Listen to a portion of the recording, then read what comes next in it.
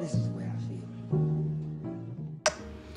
What's up, y'all? I'm back with another video. Today I'm going to be showing you how I did this red smoky eye on my beautiful friend Jasmine. And if you want to see how I finished the look, just stay tuned. So I'm not going to be doing a complete voiceover today. I'm going to actually leave everything that I used down in the description bar. But I am going to start off with her brows. And this is just the NYX brow gel, clear brow gel. And I used the Absolute New York brow pencil in, I believe, Expresso or Smoke. But like I said, I'll definitely leave all of the products and the descriptions down below in the description bar. So definitely stay tuned and check it out. I'm going to also be using the Anastasia Beverly Hills Dip Brow Pomade in the color Ebony. And I'm just using that to darken the tails of her brows and to give her brows a more precise, clean look. This is the way I feel. So here I'm going in with that brow pomade, and I'm going to be using it, focusing on the bottom half of her brows and placing the pomade exactly where I want it to be and pulling up. Now I'm going to move on to concealing her eyebrows. I used the LA Girl Pro Concealer in the colors Toffee and Fawn, and I'm just using that to clean up around her brows. I usually don't use the same color to conceal the top of her eyebrows. I usually use like her foundation shade, or I'll use a shade or two lighter than her foundation shade. But since this concealer was pretty much the same exact shade as her foundation, I just went ahead and concealed the top of her eyebrows with that same concealer that I used to conceal the bottom.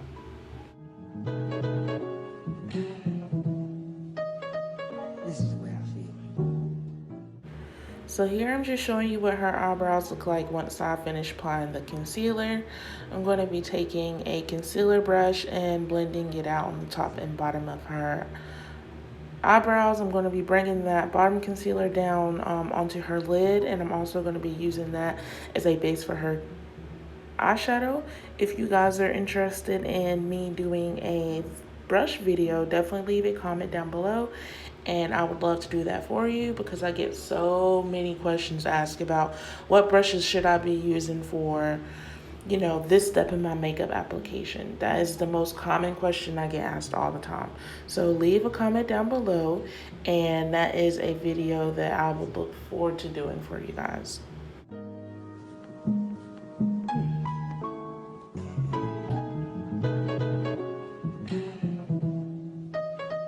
This is the way I feel.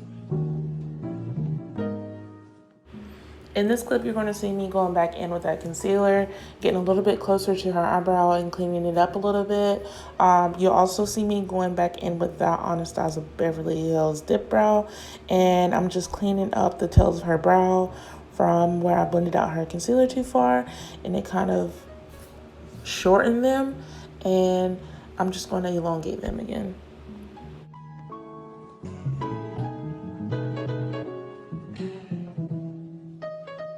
This is the way I feel. Okay, so in this next clip, this is when the fun starts. These are when the shadows are starting to be applied.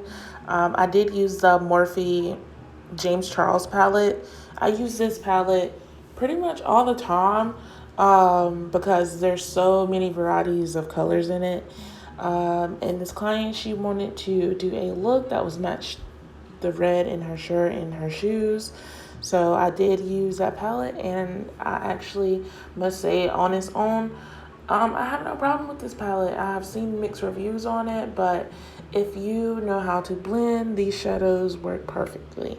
They're not the best. Now, I've seen better formula, but for the look that I was going for, this was the best palette for me to grab. So here you'll just see me going in with that red. I'm going to be using the orange, the dark brown. There's like a mauve red, or should I say like a maroon, a matte maroon, and a red shimmer throughout this palette. So just keep watching. You'll see me going into the colors. There was a lot of blending like I said, you do have to blend with these shadows. So overall, I'm happy with the look. I'm very impressed with the pigmentation from this Morphe palette. And yeah, it's kind of like my go-to, so I love it.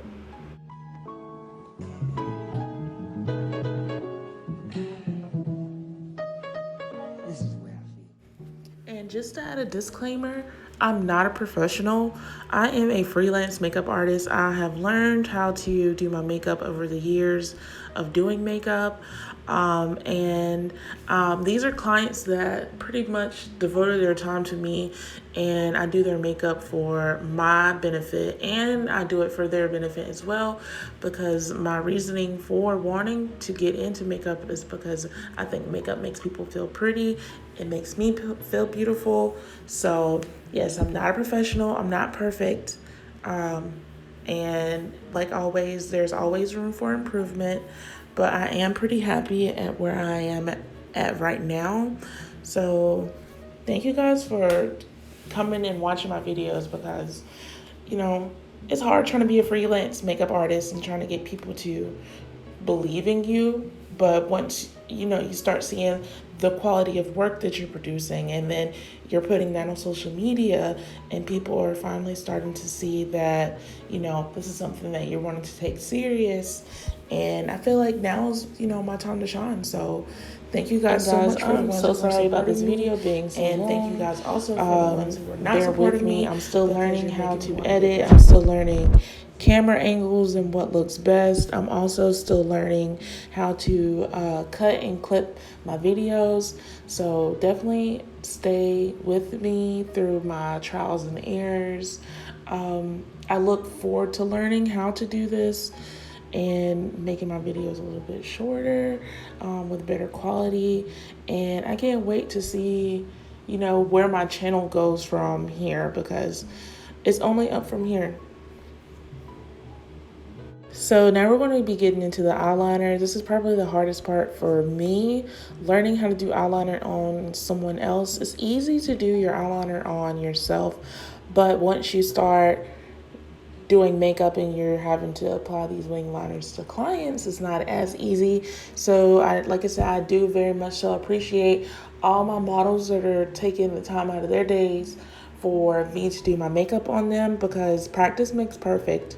And just with the couple clients that I've had over the past couple months, I can tell that my eyeliner is something that is improving very well, and I'm very excited about that. So yes, guys, my eyeliner is not perfect, but like I said, practice makes perfect. I do go in with a concealer and clean it up, so it's even on both sides. And I do have to go back in with a gel liner, and it is probably the best gel liner I've ever used in my life, and you'll be surprised where I got it from, which was the beauty supply store. The beauty supply store, sorry, you guys.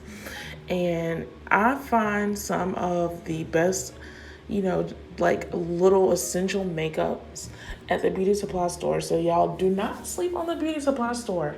Like, you don't always have to go to Sephora, or you don't always have to go to Ulta. You know, some of these drugstores and beauty supply stores, they have really, really good name brand makeup products. So don't sleep on the beauty supply store. Sorry, y'all. It's super early in the morning. It's like 6 in the morning. Don't sleep on the beauty supply store, because there are good finds there. This is where I feel. Now I'm going to be going in with her foundation. She uses a Fenty foundation. This client actually bought her foundation with her, so I'm not very sure what color her foundation is in, but I will definitely link it down below in the description bar. On camera, it does look like it's kind of washed out, and I believe that's because it's my ring light, but this foundation shade matched her like perfectly.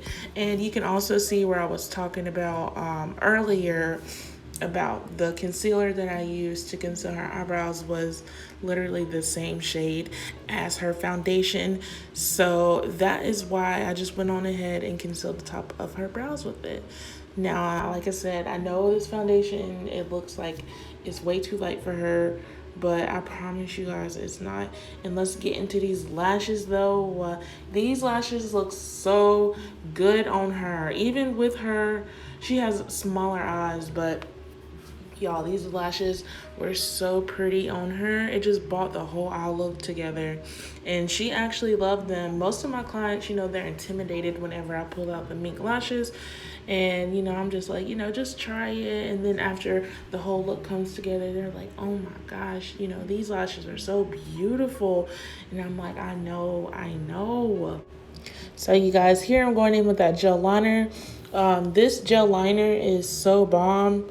Like, for $7, I believe it may have been even cheaper than that, but for $7 at the beauty supply store, this is probably the blackest and the easiest gel liner that I have ever used ever.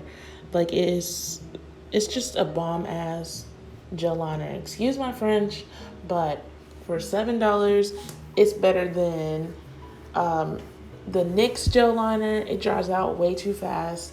And that's really the only other gel liner that I've used. I know that they have the Pixie and the Marc Jacobs bold kohl eye pencils that are really good.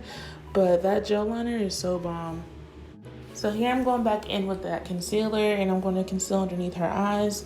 I do use a lighter concealer to conceal underneath her eyes. That's why I didn't apply foundation all the way up to her waterline, because I was going back in to conceal. I do tend to mark out where I want my concealer to start and stop. I also go back in with that concealer brush and I use that to blend that product up into the waterline and down underneath her eye. It just gives it a more flawless look. This is where I feel. And I do have a preference. I do prefer to use a brush underneath the eye for concealer, only because I feel like it not only does it give it a more fuller coverage look, but it blends out the concealer closer to the waterline. And for my clients who have more sensitive eyes, it's just easier on them. It's quick and easy, you know, there's not like a big old sponge that I'm pounding into underneath their eye. They really do like me using that brush much more than me using the sponge underneath the eye. I do still use a beauty blender, but I just use it to pretty much blend out the rest of that concealer into the foundation, and that's on the forehead and around underneath her eyes where I concealed and highlighted.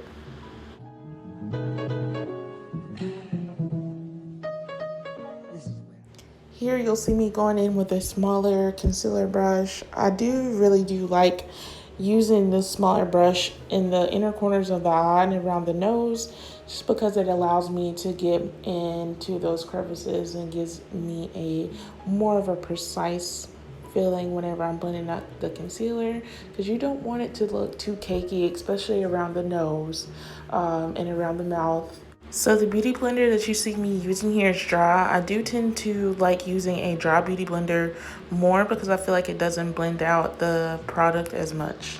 Okay, y'all, like, can we get into this? Like, Jasmine, you are so beautiful, boo. And she's already feeling this look before it is even complete.